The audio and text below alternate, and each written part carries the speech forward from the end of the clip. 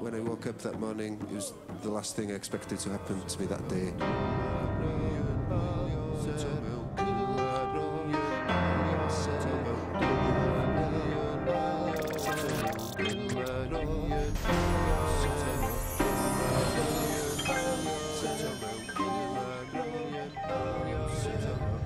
So suddenly, I was in the world of John Evans, and they asked me to write a song about him. It was eventually rejected, unfortunately, but it did spark my interest in the story of John Evans in quite a big way.